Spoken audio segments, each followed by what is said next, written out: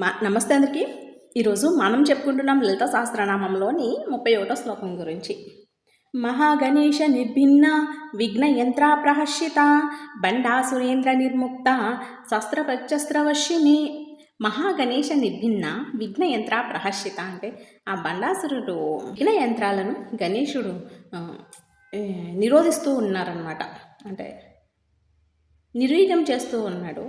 అది చూసి అమ్మవారు ఆనందిస్తుంది.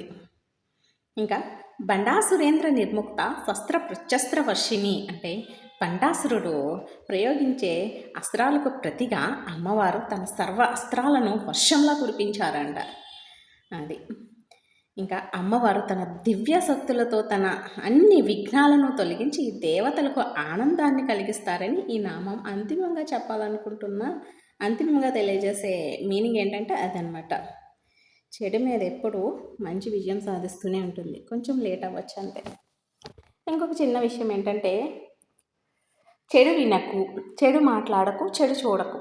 ఇదొక చిన్న అంటే చాలా ఫన్నీగా కామెడీగా చెప్పుకుంటూ ఉంటాం. కానీ ఇది మన జీవితాన్ని ఎంత ప్రభావితం చేస్తుంది అంటే అంత ప్రభావితం చేస్తుంది.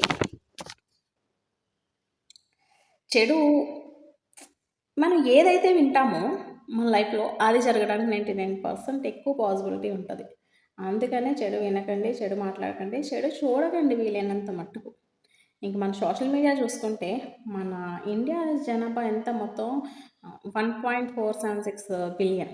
దాంట్లో ఎఫర్ డే డైలీ క్రైమ్ రేట్ ఎంతంటే 16,000.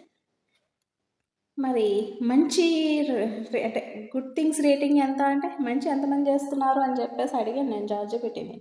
కానీ అది మంచికి రేటింగ్లు గట్రా ఏమి ఉండవు అని చెప్పి ఏదో కొంచెం చెప్పుకుంటూ వచ్చింది. అదేంటి మరి చెడునైతే లెక్క పెట్టి మరి అందరికీ చెప్పుకుంటూ పోతున్నాం. కానీ మంచి విషయాలు కూడా చెప్పాలి కదా. మరి ముందుగా అందరికీ తెలియాల్సిన విషయాలు ఏంటి? మంచే తెలియాలి. మనం ఇది చేస్తున్నాము, ఒక మంచి పని జరుగుతుందని తెలిసినప్పుడు ఇంకొకరు కూడా చేయాలన్న ఆలోచన వస్తుంది కదా.